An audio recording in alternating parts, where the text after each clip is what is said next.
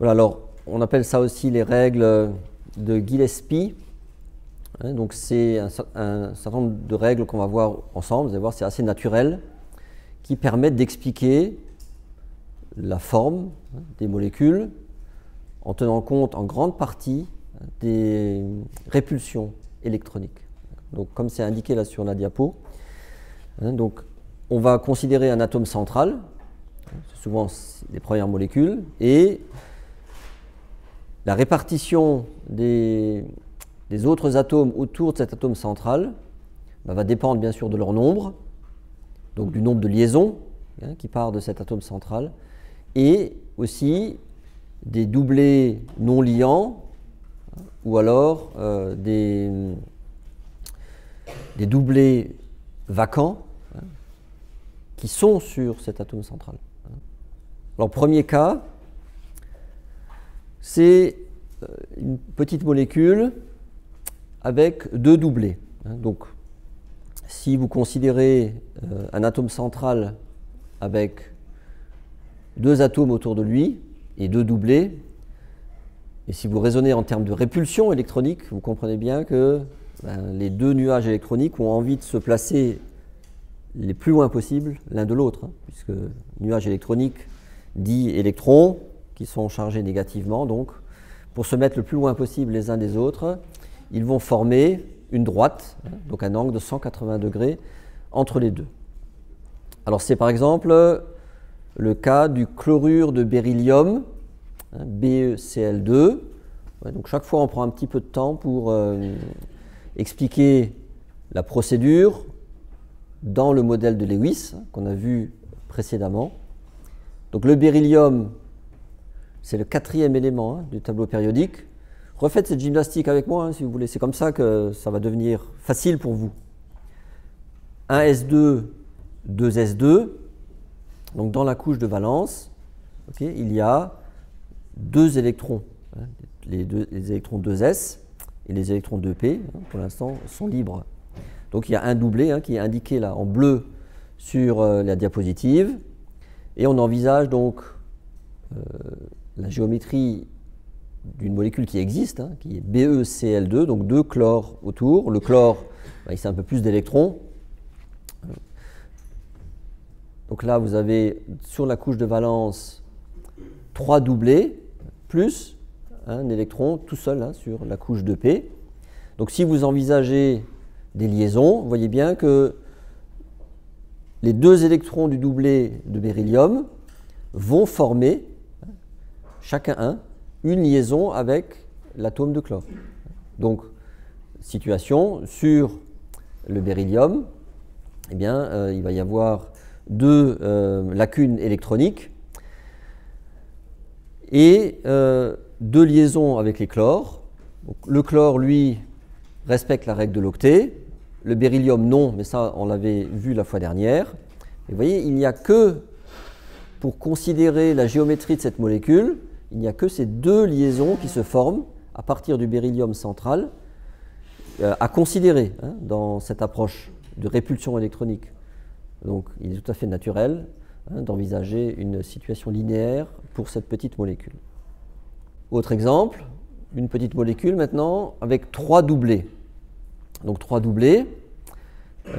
Là aussi, si vous raisonnez un tout petit peu dans l'espace et qu'il n'y a rien d'autre à considérer, vous voyez bien que trois densités électroniques équivalentes vont avoir tendance à se placer dans un plan et séparées par des angles de 120 degrés.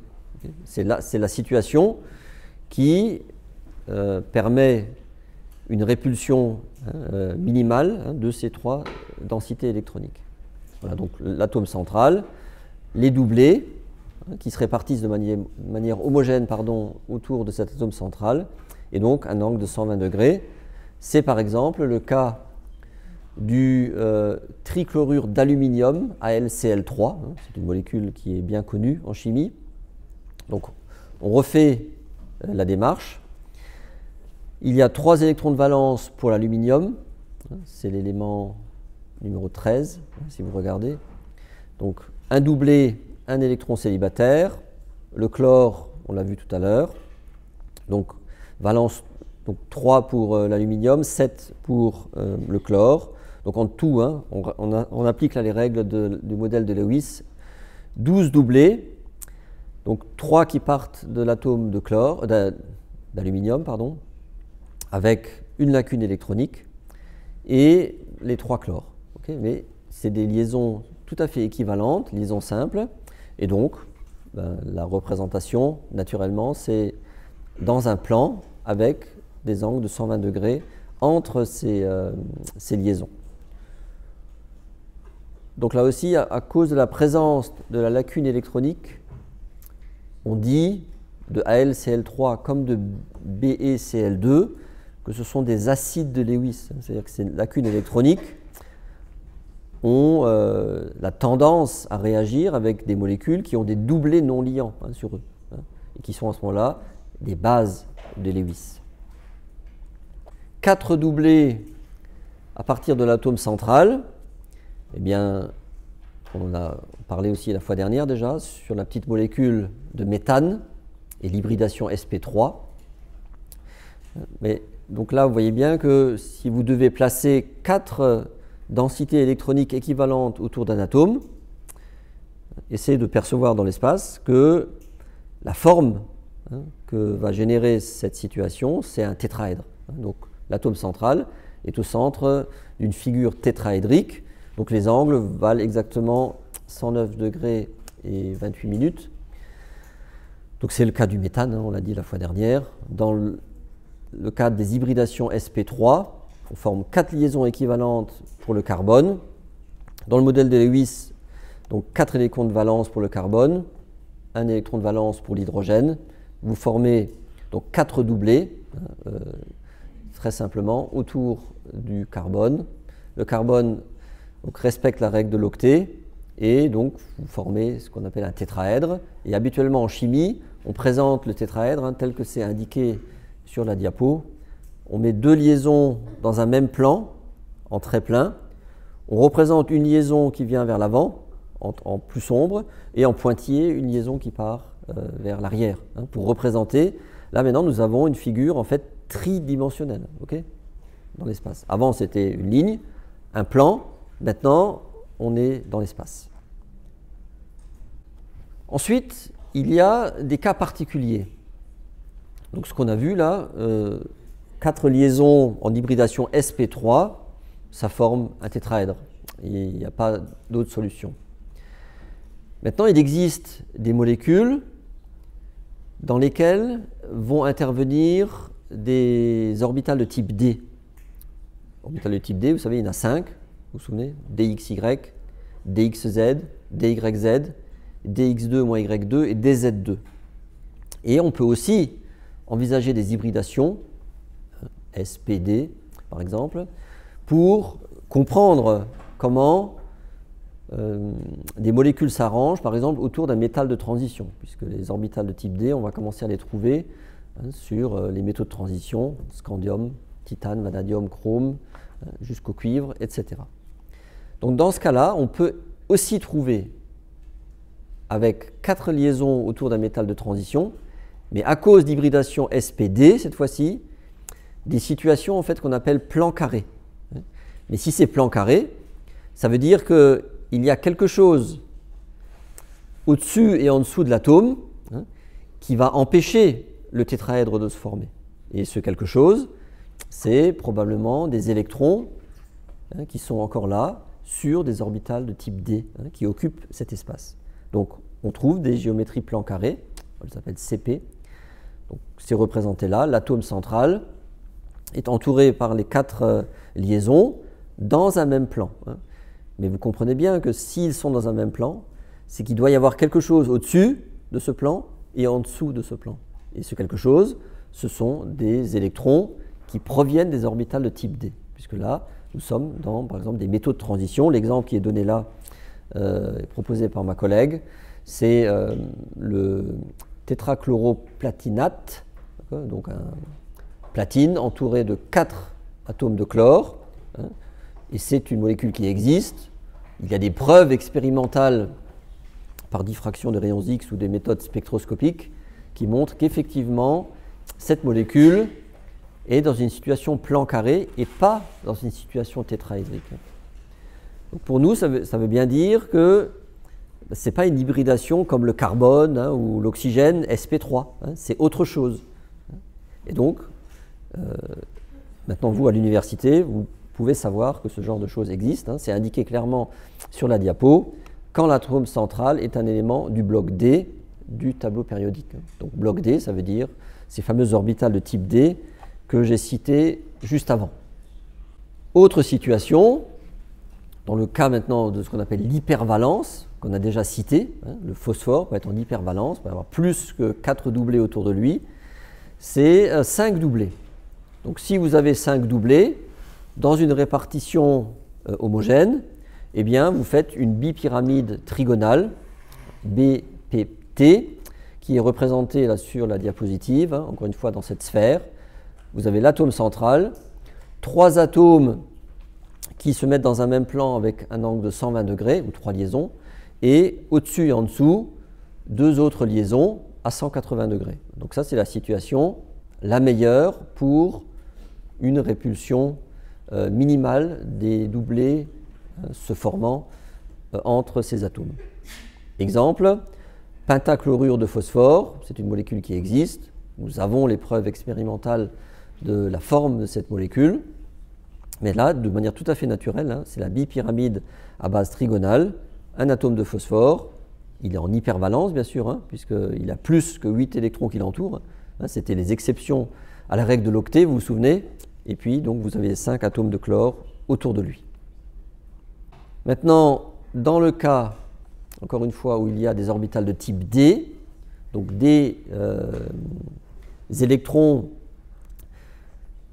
dont il faudra tenir compte pour expliquer une géométrie différente, on a aussi des pyramides à base carrée, PBC, comme c'est indiqué sur la diapositive, où là, vous avez 4 liaisons dans un même plan, avec des angles de 90 degrés, et une liaison au-dessus. Et s'il n'y a rien en dessous, c'est qu'en dessous, il doit y avoir des électrons qui restent, provenant probablement des orbitales de type D. C'est par exemple le cas d'une molécule, la cuprate CuCl5 3-, qui a cette forme particulière. Et là aussi, nous avons des preuves expérimentales de cette géométrie. Ensuite, autre cas d'hypervalence, avec le soufre, on a aussi cité déjà cet exemple, SF6. Donc là, 6 liaisons autour d'un atome, c'est quelque chose qui existe, qui est courant dans la nature.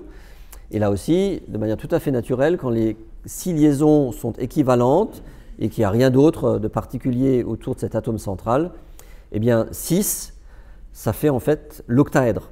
Okay, la répartition homogène, c'est une situation octaédrique, 6 sommets. Et donc c'est la représentation qui est là dans une sphère. Donc 4 éléments dans un même plan et un au-dessus, un en dessous. Là aussi, si vous avez du mal à le voir, essayez de refabriquer des octaèdres chez vous. Une manière de représenter l'octaèdre aussi, c'est de prendre 2 triangles équilatéraux. Je vais le dessiner ici.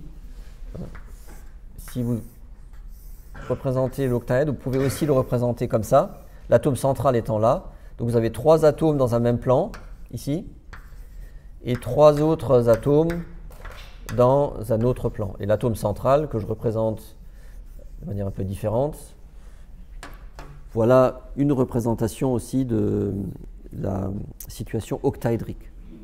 Donc ça, c'est quelque chose qu'on trouve bien sûr dans les molécules, mais si un jour vous avez des cours aussi qui concernent la structure des éléments, des minéraux, vous verrez que la situation octaédrique est très fréquente dans la nature. Okay.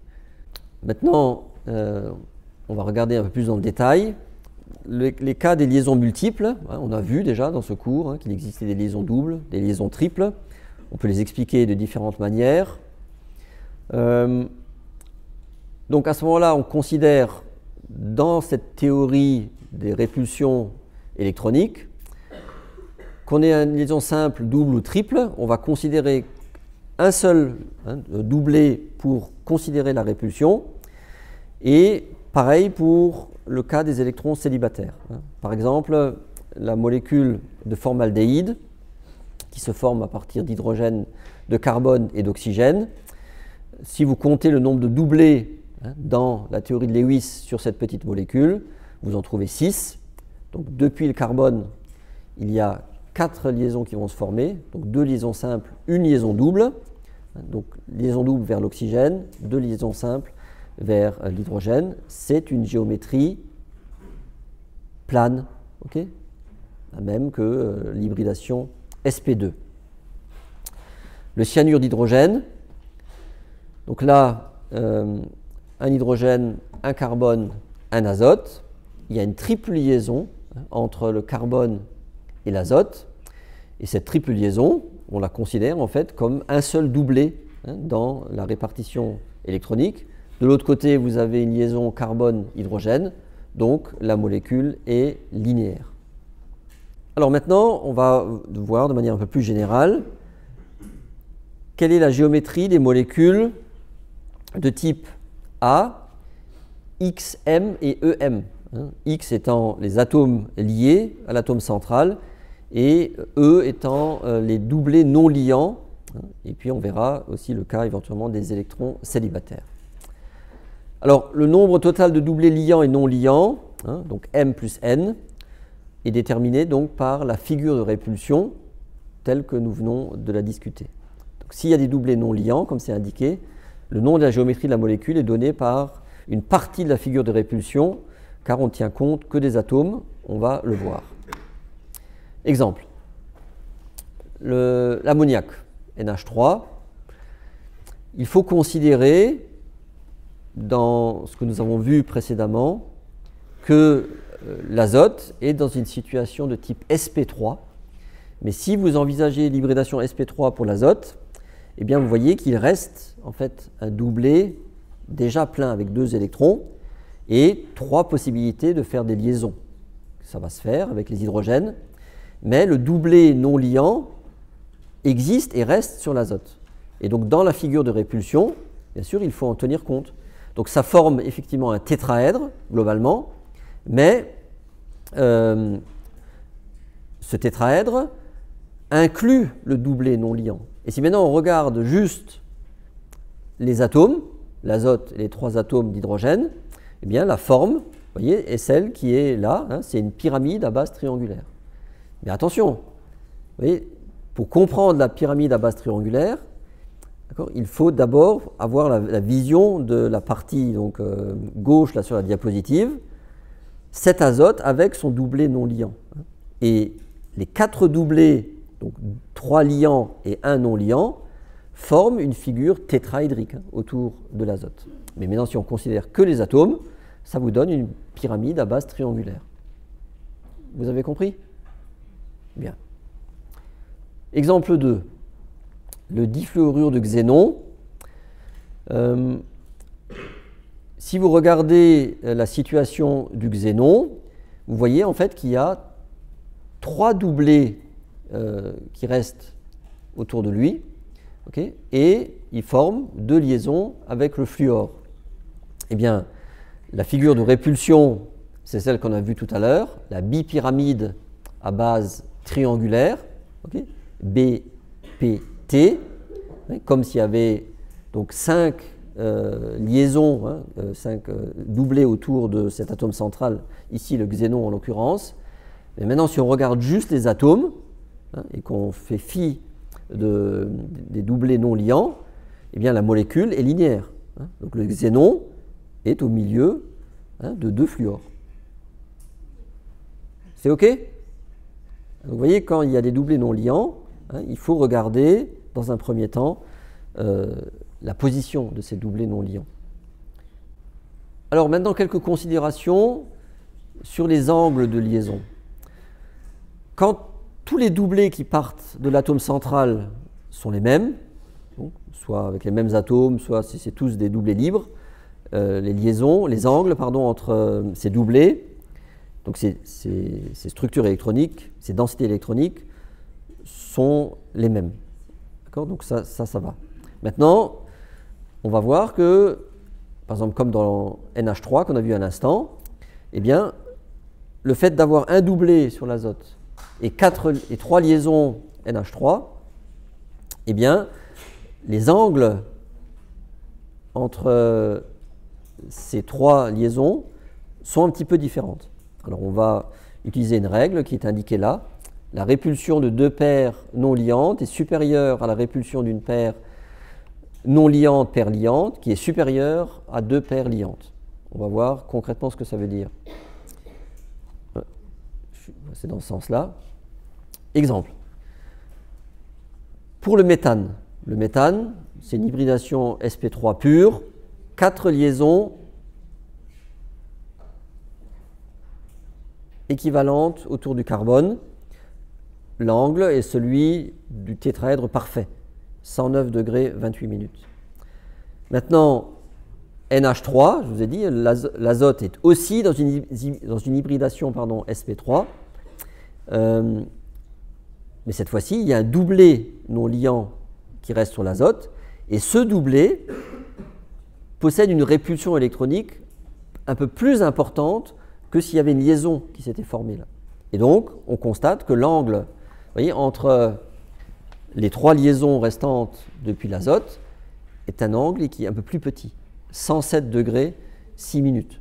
Là aussi, nous avons des preuves expérimentales de ça. Et l'autre molécule qui possède aussi une hybridation sp3, mais sur l'oxygène, et à ce moment-là, 2 doublés non liants restant sur l'oxygène, ces 2 doublés poussent encore plus sur les 2 liaisons restantes, et donc vous avez qu'un angle de 104 degrés 5 minutes entre les 2 atomes d'hydrogène, par exemple dans la molécule d'eau. Alors ces mêmes règles peuvent être appliquées donc à plusieurs atomes distincts d'une même molécule. Donc à chaque atome sera considéré successivement comme étant l'atome central. Donc s'il y a plusieurs molécules, on peut tenir ce raisonnement de la répulsion des doublés électroniques à partir de chacun des atomes. Et si vous placez sur un atome, vous considérez à nouveau que c'est l'atome central et vous appliquez les mêmes règles. On va voir par exemple sur la molécule H2SO4. Donc, tout d'abord, on va regarder SO4 2-. Donc, dans SO4 2-, eh bien, le soufre est entouré par 4 liaisons, 2 doubles, 2 simples, si vous considérez toutes les liaisons possibles, 16 doublés. Il y a 4 liaisons quasi équivalentes, et donc ça vous forme un tétraèdre. Ça, c'est la situation de SO4 2-. Si maintenant vous considérez l'acide sulfurique associé, donc les 2 hydrogènes, les 2 protons que vous rajoutez donc bien sûr sur des oxygènes, à ce moment-là, eh bien, le soufre reste dans une situation tétraédrique, mais les oxygènes, si vous voulez connaître leur situation géométrique, eh bien, vous les considérez comme de nouveaux atomes centraux. Donc, la situation de l'oxygène, des 2 oxygènes dans l'acide sulfurique, ce sera des situations de type AX2E2, puisqu'il y a 2 doublés non liants sur l'oxygène, et donc ça va ressembler à ce qu'on trouve dans la molécule d'eau. Donc depuis l'oxygène, vous avez, c'est pas linéaire, puisqu'il y a 2 doublés qui restent sur l'oxygène, des angles proches de 104 degrés, comme dans la molécule d'eau.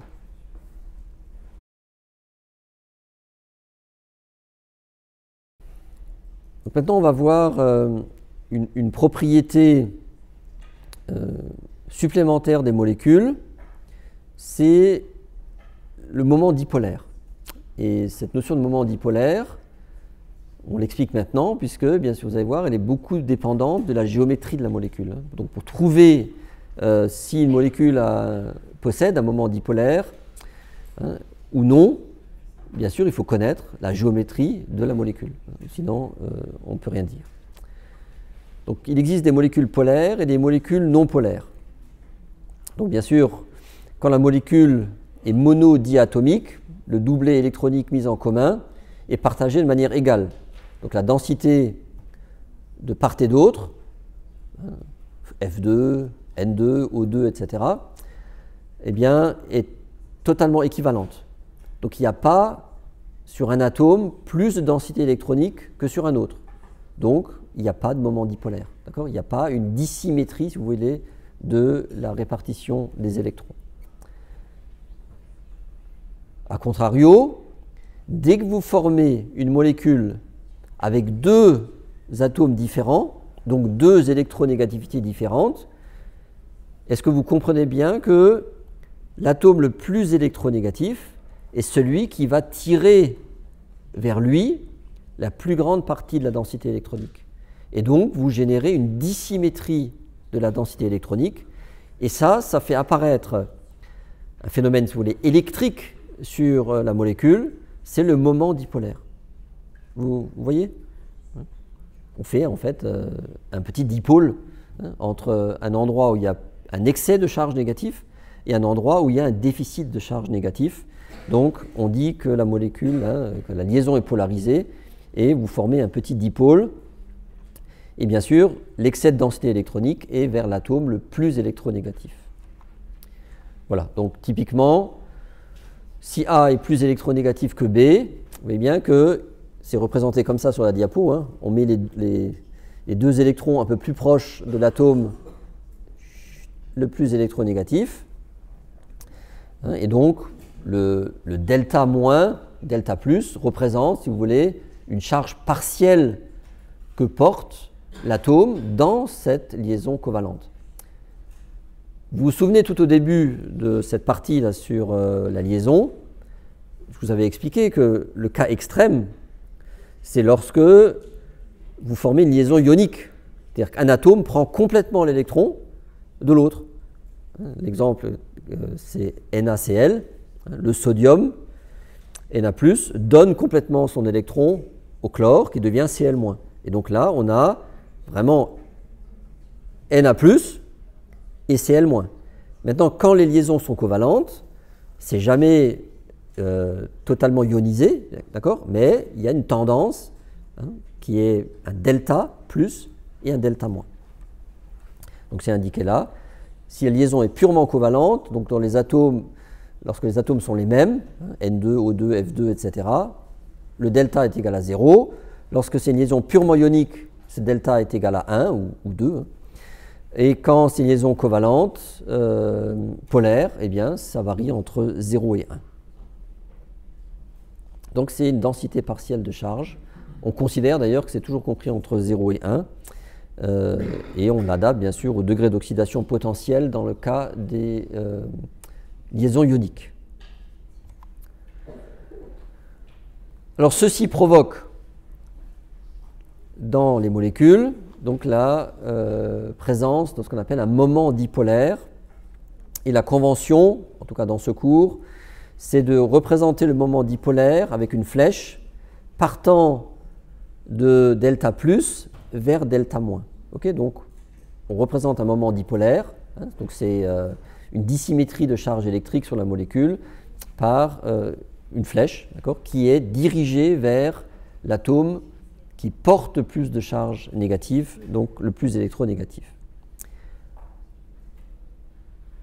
Bien, donc c'est une entité vectorielle, mais c'est un moment électrique si vous voulez.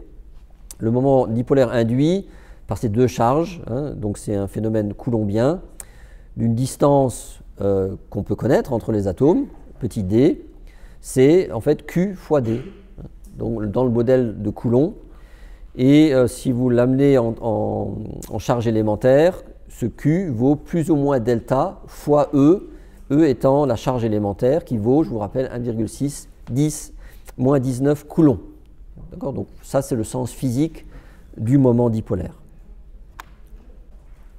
Normalement, c'est des coulombs par mètre, fois mètre, coulomb fois mètre, le moment dipolaire, puisque je vous rappelle que c'est Q fois D. Et habituellement, on le représente donc dans l'unité qu'on appelle le Debye, symbole D. Alors, petite application.